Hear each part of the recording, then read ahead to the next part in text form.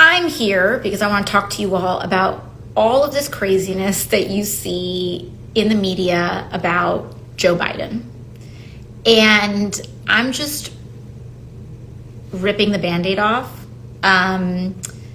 because I think that it's really important that people get the straight truth. And I feel like there has been a lot of smoke screens that have been going on about this, and that people have not been getting told the full story here. And I want to put all my cards out on the table because I don't know what's going to happen. I'm telling you that as who I am. I do not have a crystal ball. I don't know what's going on, but I believe that you all deserve to know what I see in this moment as I see it. And I'm gonna take you through my thinking, and if you disagree with it, and if you think it's terrible, and if you think I'm wrong, that's fine, but I at least want you to know what I see, and we can all come to our own conclusions. All right? So let's get into it.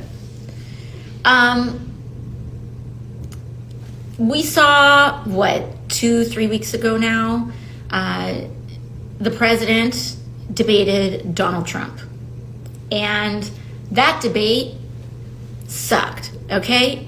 It sucked for everybody. Donald Trump sucked. Joe Biden didn't do well, to say the least. And it was just like not great. I think, to be very frank, it pretty closely captured what I think a lot of the mood in the country is right now, which is that people don't love where we're at.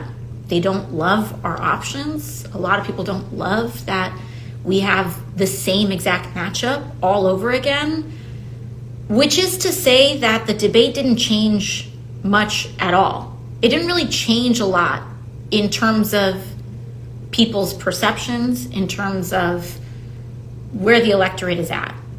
And going into the debate, I'm pretty sure a lot of people knew that the president is old. The president is very old. Donald Trump is also very old and a racist and a neo-Nazi. But anyways, I'm not even going to talk about Trump right now. So we knew that going into it. And I feel like people knew that coming out of it. Now, what we also saw, and what I've seen, is that a lot of people who follow politics, a lot that I've noticed of kind of this like class of people above, I shouldn't say above, but like separate from voters. Like, we all know we live in this country. There's voters, and then there's people with power, and there's people with a lot of money, and there's people with a lot of influence. And in the country that we live in, we have everyday people, and we have voters, and we have government, and then you kind of have this class of people in between, from pundits and media and wealthy people and donors and organization leaders and whatever, and they kind of occupy this space in between. Oh, look at that. They kind of occupy this space in between voters and the policies that we get. And a lot of times that's why government sucks, right? Like, because lobbyists are there and whatever's happening. Anyways, so the debate happens, it doesn't go well. And then all of a sudden afterwards, you get a lot of people in this strata. And I'm not here to dismiss if you think, for example, if you are of the opinion that Joe Biden should be replaced as a nominee, I'm not here to attack you on that. I'm not here to like whatever, but I just want you to know what I'm seeing. And this group of people, right? Like, if you believed this before, that didn't change anything. What changed was this class of people after that debate. Fine, valid. Now, what I am concerned by when it comes to this case is that they are, the case for this is about polling. Like, there's someone here in the chat, right? He's behind in every swing state. This isn't an argument. Others may be polling better, etc. I think that this is the case that's being laid out, right? It is about the polling. It's about the data. And again, I'm not here to dismiss people. And I think it's very important to say that. And I think it's very important to say in general that I'm not here to question or attack the motives of people's, regardless of their position on this. Like, I think what is motivating I'm sorry why these things keep popping up. I don't know why. I think what is legitimately motivating a lot of people in this conversation is that everybody is terrified of a Trump presidency. And everybody wants to do everything and anything possible to prevent that from happening. And I think that regardless of your position on that, I think an overwhelming amount of people are motivated by that. And we are in an age and in a digital culture where people have gotten way too comfortable and gotten way too reflexive in this habit of anyone who doesn't agree with me is stupid, or everyone who doesn't agree with me doesn't see the full landscape of things, or anyone who doesn't agree with me is a bad person or lazy or corrupt or whatever. And I legitimately believe that this is a situation where a lot of people are motivated by very shared goals and may look at the landscape of things and come to different conclusions. So I want to say that because I want you to see what I'm seeing. This class of donors, decision makers, power players, etc., started to waver after the debate. And they're looking at the polling and they're looking at the performance and they're saying all of these things and they're saying, we need to jump ship. Now, I think there's a couple of things there, but let's say you're convinced by that argument. I'm not entirely, by the way, because I have not seen the fully laid out bulletproof data case. It's also July, but I totally can concede that a person very invested can have all these counterpoints to that. Now, to me, like brass tacks, when I think about the case in terms of supporting a Joe Biden presidency or being okay with Joe Biden continuing to be the nominee, I'm looking at a watch, and I'm looking at a clock, and I'm looking at a calendar. And I think that if people want to have this conversation 6 months ago, 8 months ago, a year ago, it's a very different landscape of logistics. Every single person, I shouldn't say every single person, I'm gonna say in this class of people that you see coming out now, right? If you're an everyday person that has this opinion, I'm not coming for you. But this whole class of people who are coming with this other opinion now have supported the president the entire time. And many of those people are the same people who closed ranks around anybody who even wanted to raise this conversation a year ago. Fine. But we need to me, like, I'm looking at a lot of different things. And I want to communicate some things, even if you don't, particularly the case for even if you don't support the president continuing as the nominee on substance, merits, policy, etc. Let's take that aside, right? What day is it right now? July 17th? I've been working like a bunch. So I think today is July 17th. I'm sure someone will correct me in the comments if it's not. But the point is, even when this conversation was like really kicking up, July 13th, I think people need to understand the reality and the gravity of what these people are proposing. And I'm not saying this is all a reason not to do it, but I do think that people are talking about this without having two eyes wide open as to what this really means.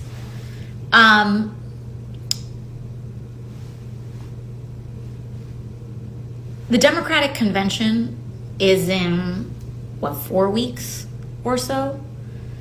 The state of Ohio has legal ballot access issues that require a name to be enrolled and certified on their ballot even before the convention. And that's not because of Democrats, that's because of Republicans.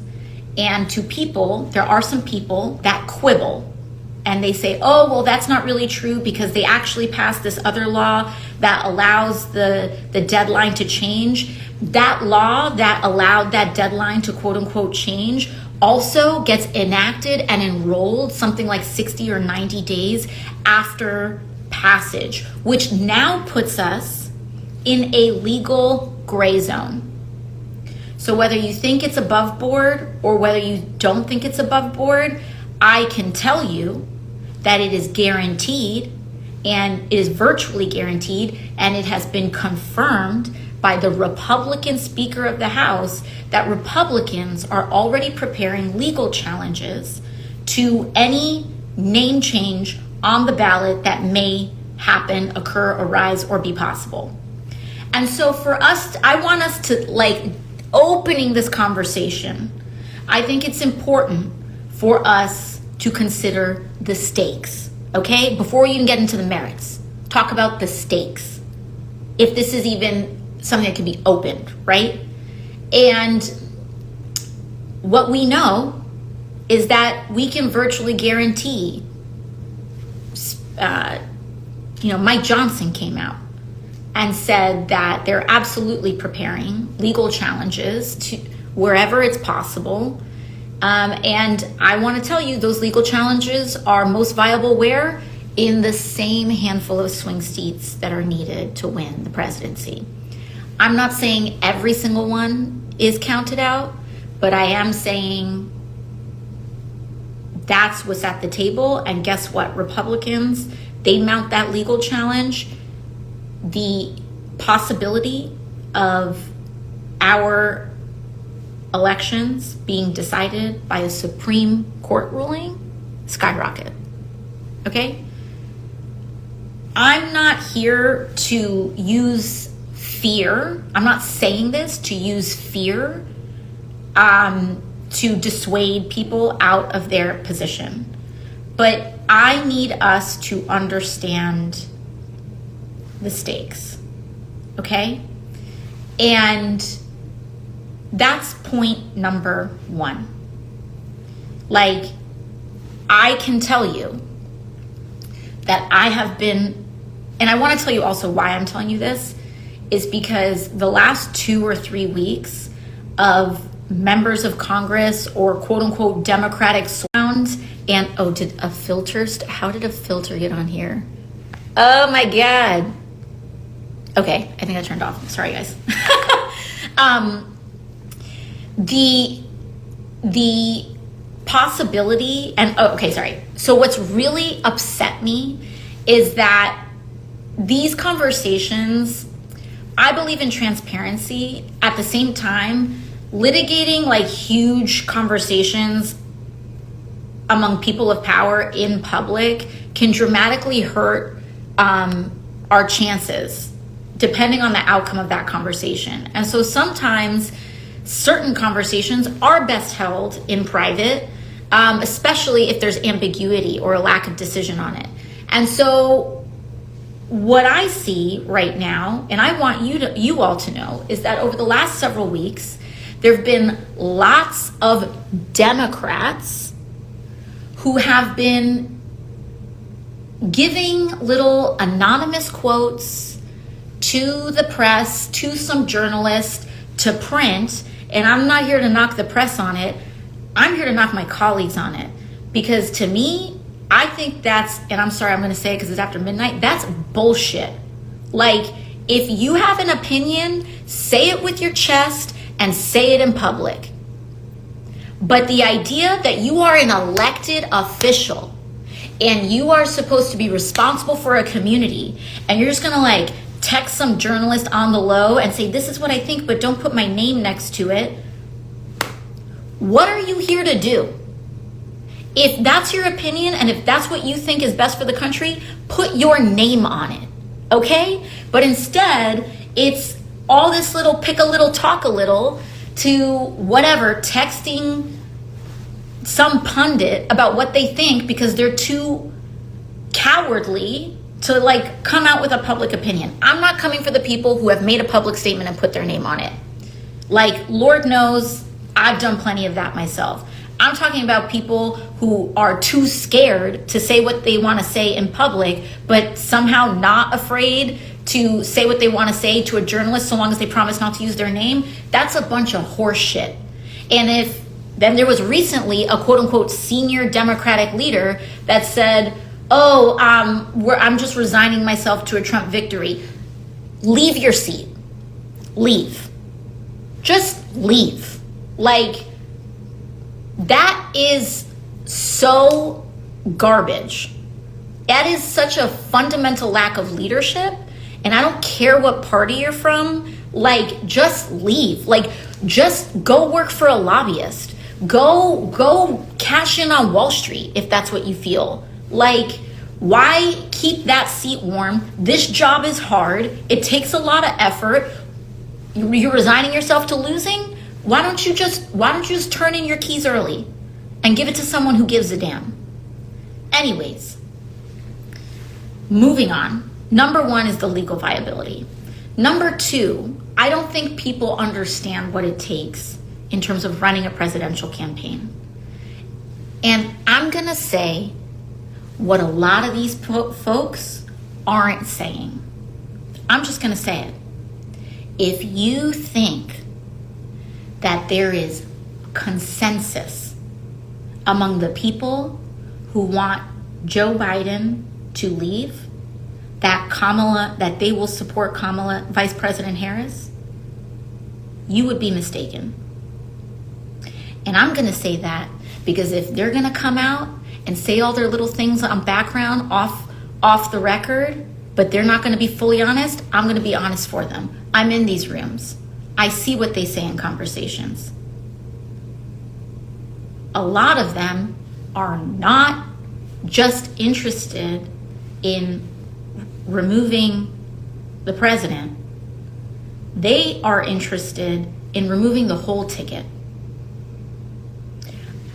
Am I here to guarantee that that is what is going to happen or that is what will happen? I can't tell you that because as we all know, politics is insane. Anyone who tells you 100% what's going to happen is lying to you or engaged in an enormous amount of hubris. I'm not here to tell you that if Joe Biden is the nominee, he's definitely going to win. But because I don't think if anybody is the nominee, we're definitely going to win. Okay? And I understand where we want to talk about hedging bets, but I do want you to know what gets uncorked. Because if you think that's going to be an easy transition, I'm here to tell you that a huge amount of the donor class and a huge amount of these elites and a huge amount of these folks in these rooms that I see that are pushing for President Biden to not be the nominee also are not interested in seeing the vice president being the nominee. Will they win out on that? I don't know, but I am here to tell you, do not take that for granted.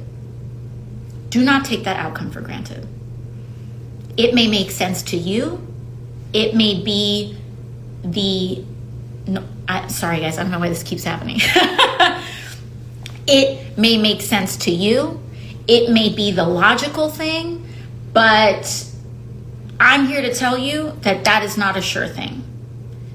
And so what is the other it is still a possibility, right? Let's look at our open possibilities, right?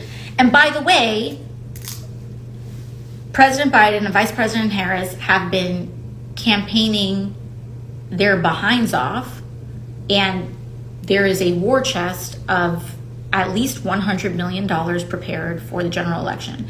If there is a new Democratic nominee, that money cannot be transferred, okay? I'm just like telling you what I know, all right? It can be transferred from a top of the ticket to number 2 on the ticket. It cannot be transferred to someone else, all right? From what I have known. I can also tell you that I have stood up in rooms with all of these people, and I have said, game out your actual plan for me. Game it out. Have you looked in, like, what are the risks of this going to the Supreme Court? Like, what are these things, right? And I'm not here to like assert any major thing. If y'all want to come with the receipts in the comments, that's fine. But what I can tell you is that I have stood up in rooms of folks making these decisions, and I have raised these questions, and no one had an answer for me. Maybe they have an answer now. I don't know. No one's gotten back to me. But hello, like, nobody responded. Nobody has responded to me. And I'm not talking about some pundit with a column in a newspaper saying theoretically it's possible. I'm talking about the lawyers. I'm talking about the legislatures. I'm not talking about here's how an open convention would go down. I'm talking about people whose job it is to look at the letter of the law and the letter of many different states' state laws and take a look at this, okay? So while I understand the case that some folks may be making from a theoretical perspective and from even maybe, I don't know, a polling perspective, I'm here to also, like, as a person who is responsible for executing decisions and not just opining on them, I can tell you that I have not seen, I don't know why the fireworks keep going off, I have not seen the plan. And when a convention is in 4-ish weeks, when Michigan has to finalize their ballot 2 days after the convention concludes, which, mind you, you have an open convention. The convention could then go on for days if you have a bunch of nominees. And then before you know it, you blow past the Michigan deadline if you don't have a nominee in 2 days or whenever it may be. And then the legal problems start to mount, okay? And so I am concerned about the lack of thought that I have seen from the individuals that would be responsible for executing on this, okay?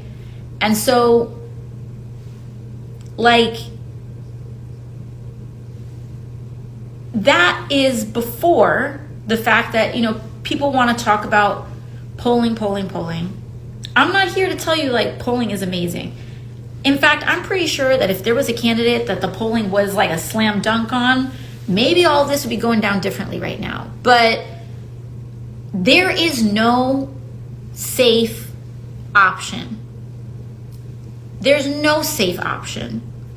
And I think given the stakes of this moment, we all want to run to safety and we want to run to the sure thing. And I think it's important to operate with integrity. If you 10,000% are super convinced that the candidate or the president cannot beat Donald Trump, then like do what you think is in your good conscience. But I have not seen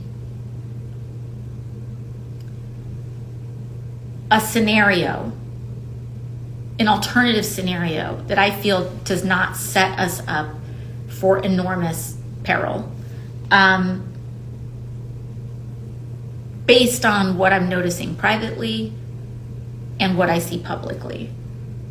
And I also see a lot of wishful thinking about what constitutes a presidential campaign. When people want to talk about, and I'm also let me give you some real tea as well, as someone who sees how elected officials operate. There are a lot of people that are like, even if they're like, okay, fine, I bet, okay, we're going to switch out Biden. Okay. But you don't want Harris either. Okay. So we'll just go for somebody else. Let me tell you something about how politics works. All right. And again, anything is possible. I could be totally wrong. I can so accept that about this because elections are chaotic, and I'm not here to tell you that I know exactly what's going to happen.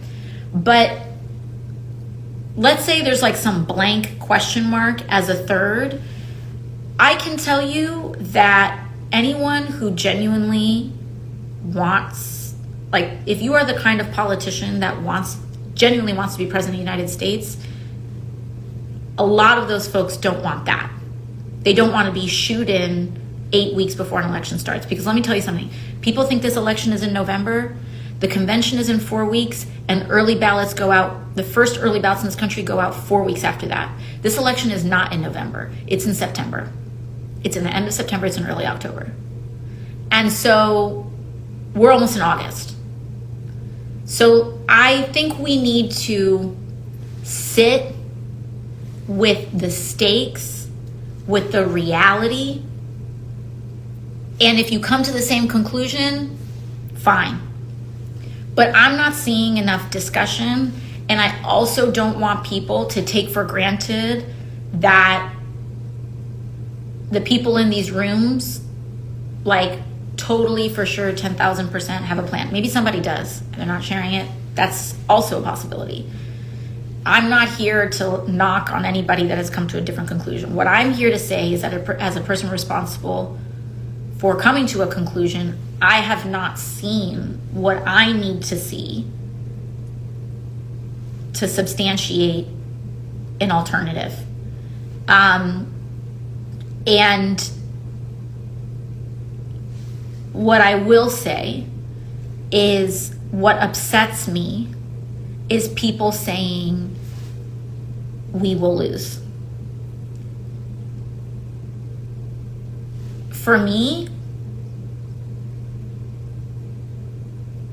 I don't care who, to a certain extent, I don't care what name is on there. We are not losing. I don't know about you, but my community does not have the option to lose.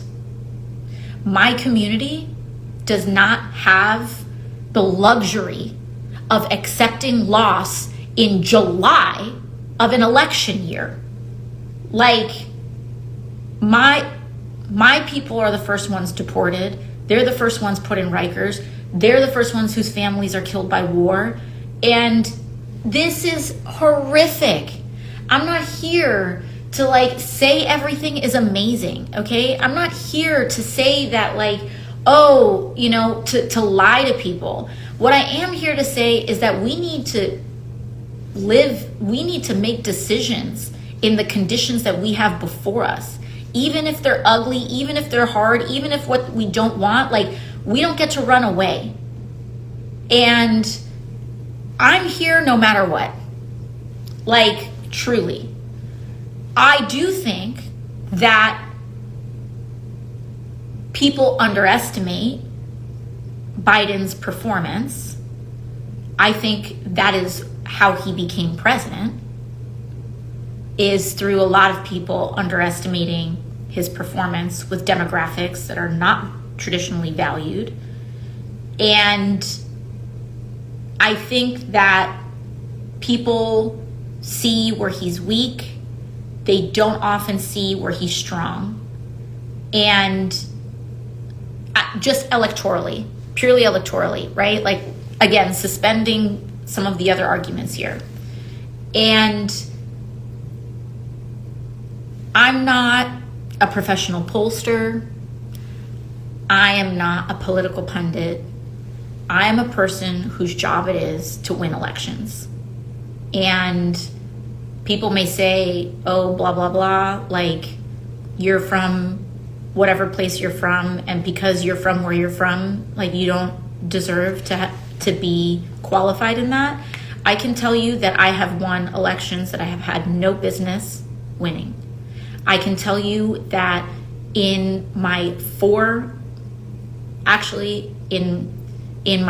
primary elections and in several other general elections, but particularly my 4 primary elections, my vote share has only gone up since I first won election.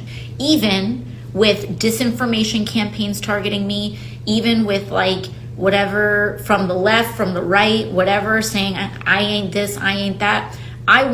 Here's what I know. I won my primary election with 82% of the vote.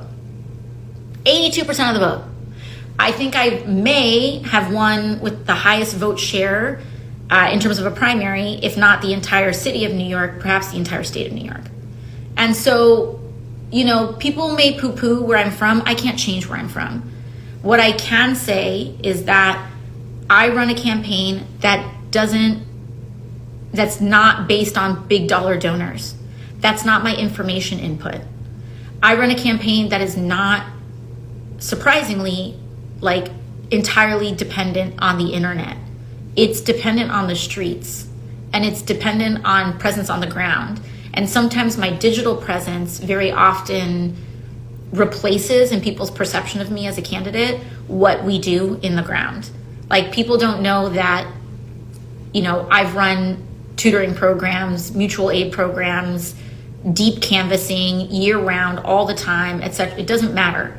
But what matters is that what I'm seeing here in terms of how this decision is being made through a litigation among a certain class and conversation is concerning to me. And again, I'm not here to dismiss everyday people that have this opinion. What I'm saying is, like, the mechanisms with which this decision is being made is concerning me. And when I'm talking to folks in rooms, I hear my donor this, my donor that. Those are the inputs that I am hearing reflected by my colleagues. It's not my voters this, my voters that. Every once in a blue moon. But from what I am hearing, my inputs a lot is donor, donor, donor. 2 million, like, there was like some, you know, it's like big donors are saying this, big donors are saying that, big donors, like, I could give 2 damns about what a bunch of rich people think.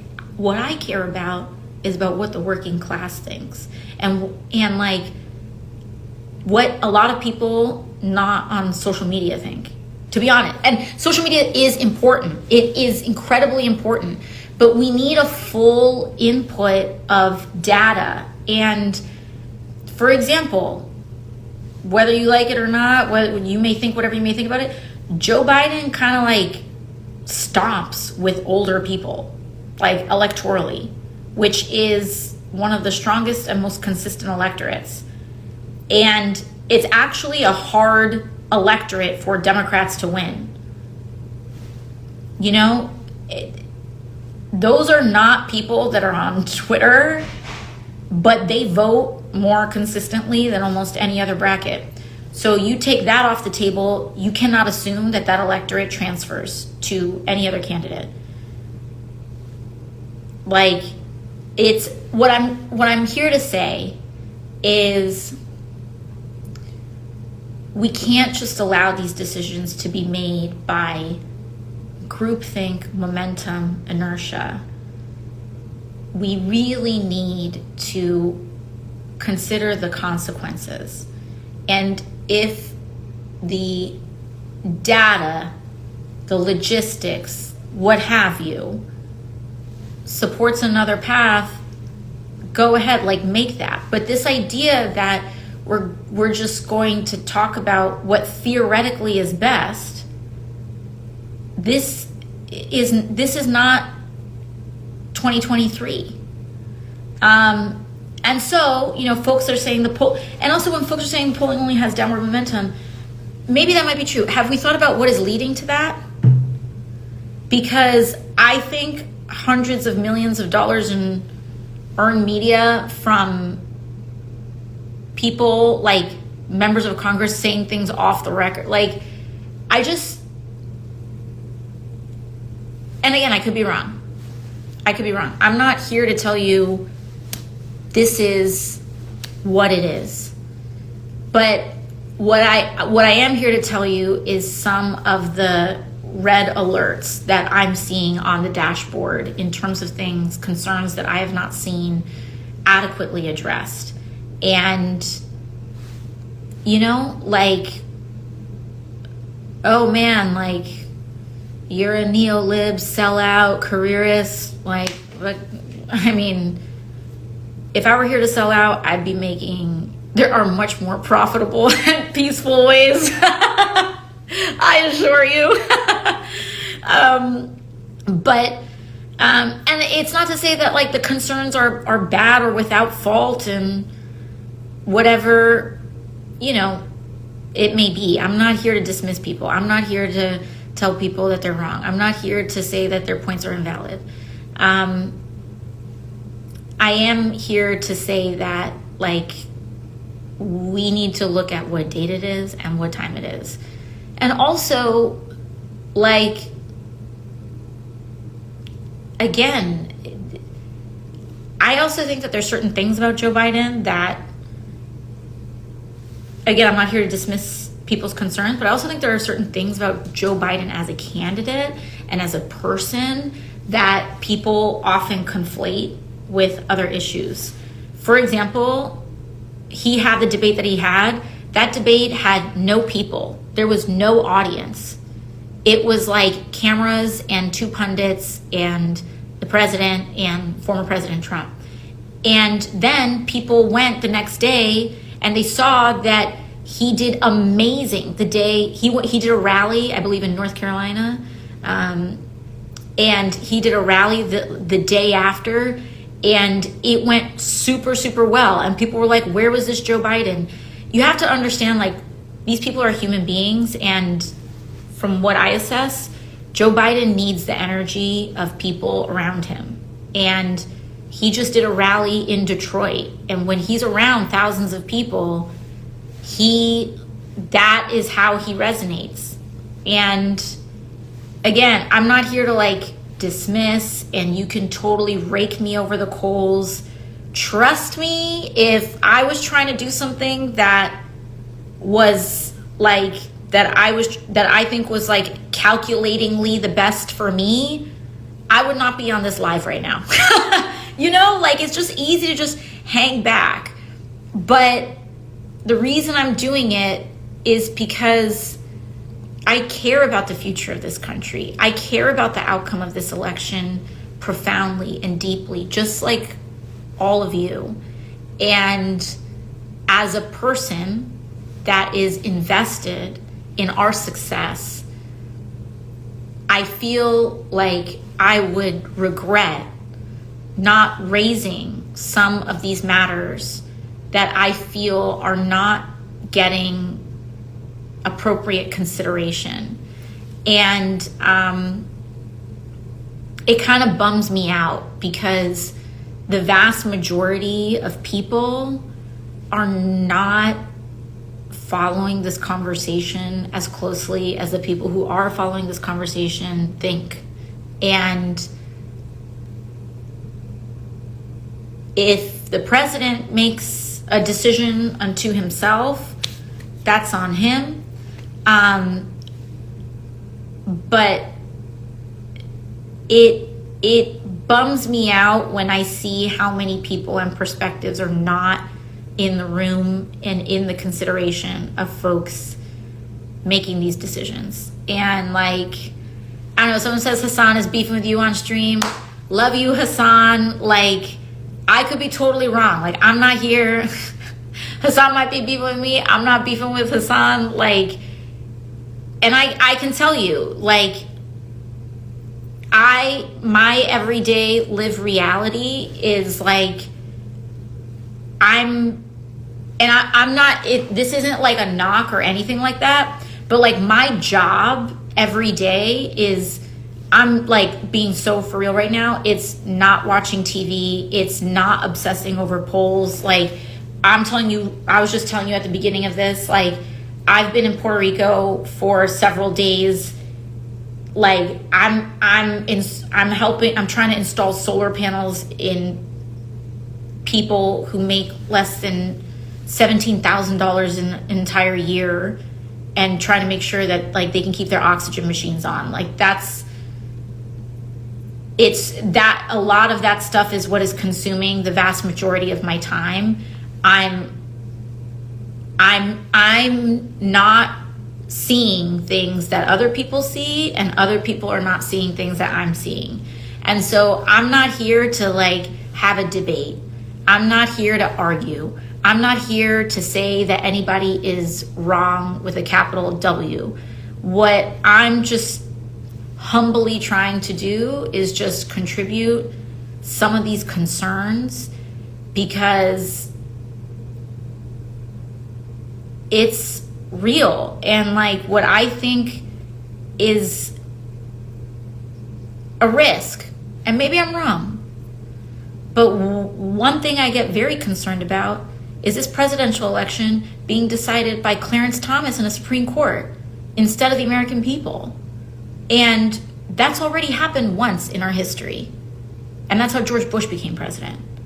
And so the idea that that's not something that would happen, like, let's not dismiss that possibility so readily. And maybe I'm being too risk averse.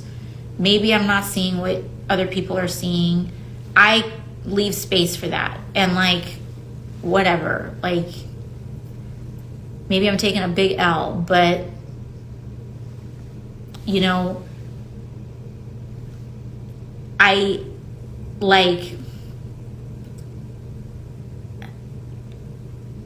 think that these are just, I think they're just real concerns. I think the concerns are valid. I also think that the concerns about the president are valid. I'm not here to like dismiss anybody.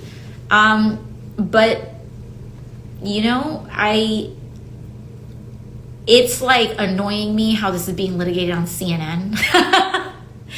And a lot of people are just like not on the ground. And like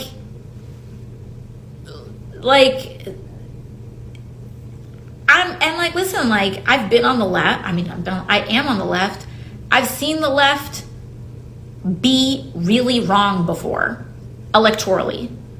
And I've seen the left be really right electorally. But I've done this long enough that I've seen a lot of people speak with a lot of certainty and be totally wrong. And, you know, there's no short ticket here. And I think that there's a lot of people and electorates that know the president. We haven't even talked about unions. Like, whether people like it or not, President Biden has very strong, broad union support.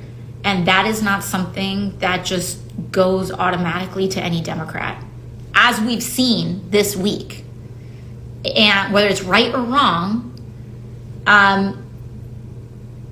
these endorsement processes for unions take weeks if you're going at a breakneck pace, and they don't go to just whoever the Democrat is. And like, I think sometimes like the theory of how labor aligns itself politically versus the reality of it and the process of it, it's like not a slam dunk. It's not super easy. And it's really, really hard earned. And like, I mean, listen, like I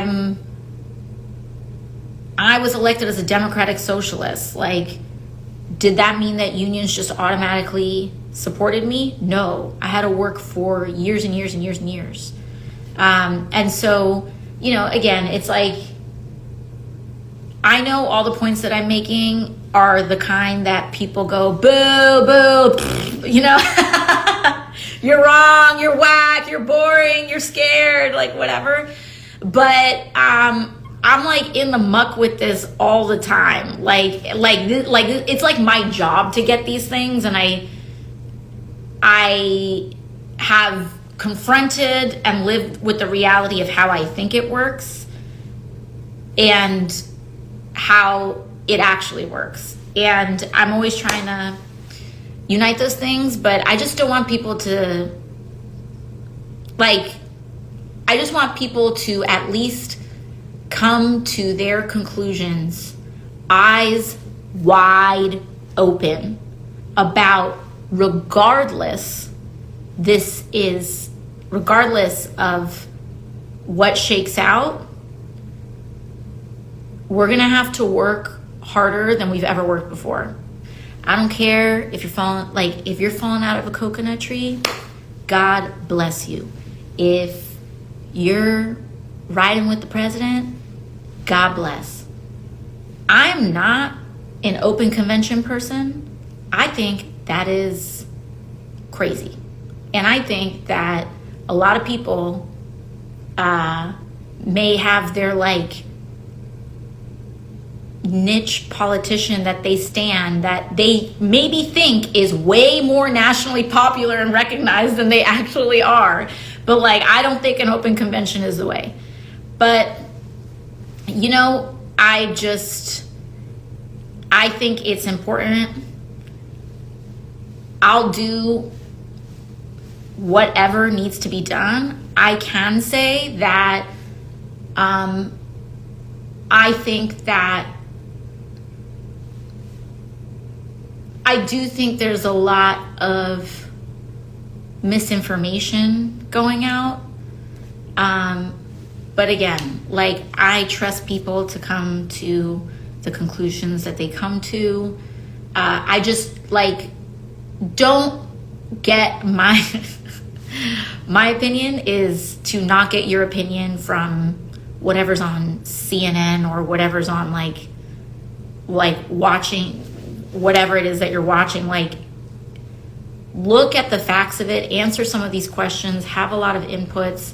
But like, it's kind of crazy to me that people are talking about this like without talking about how it would actually go down. And let's say you totally disagree with me. I'm not here to make an enemy of you. Like, I genuinely believe that we are all here with the same motivation. It's just like, you know, I just think that there's a lot under the hood here that people have not fully considered. And when it comes to polling, like, no other, on the flip side, just as something, and again, I could be wrong on this. You can argue about polling all day long because like there's enough data and statistics that support tons of arguments.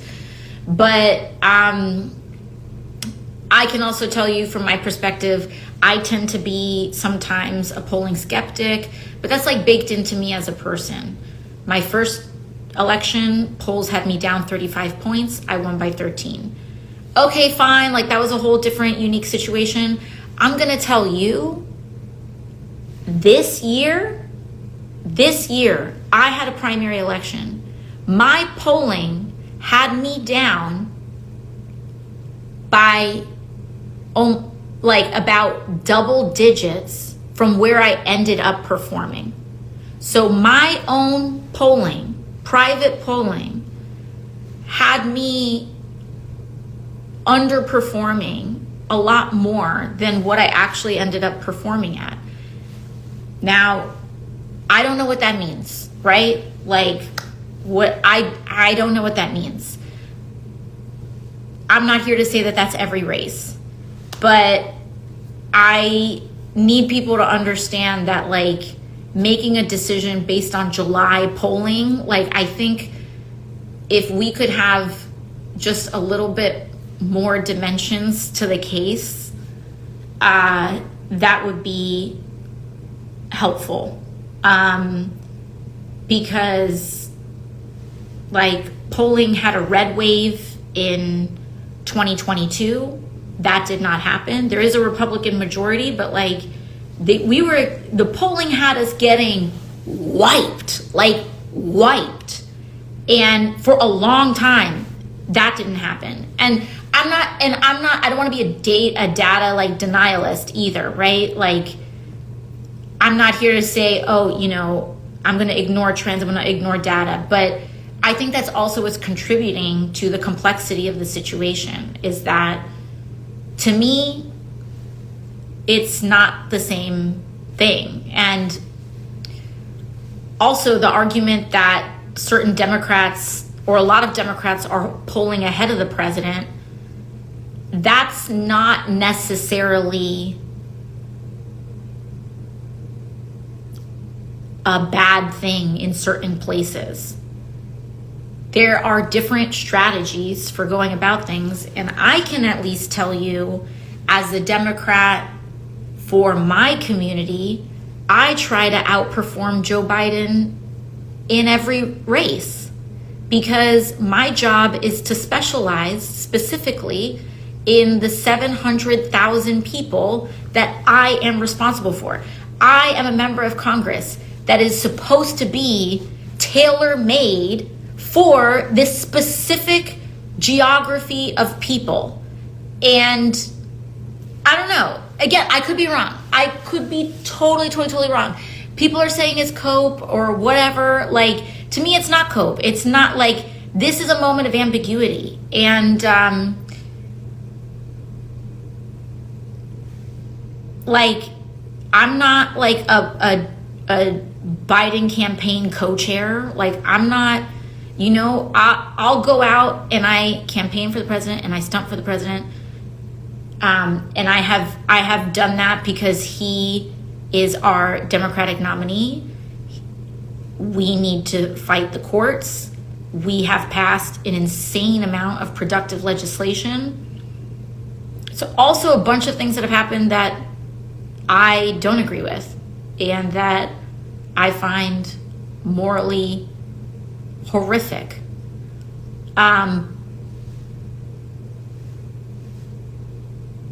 Complexity is the job.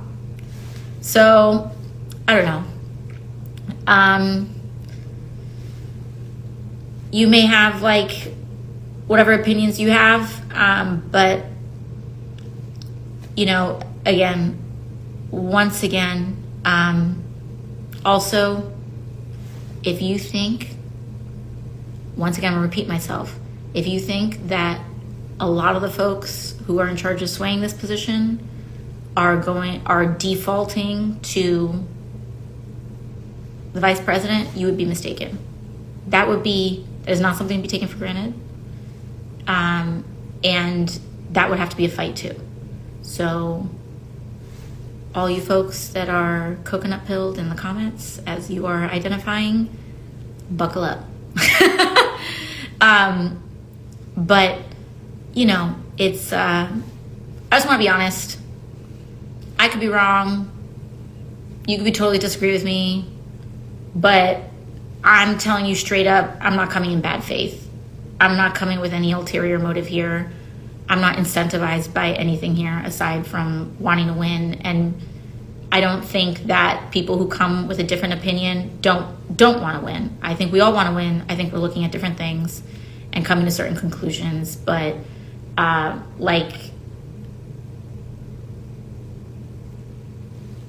that's what it is. We'll see you, people. Bye-bye.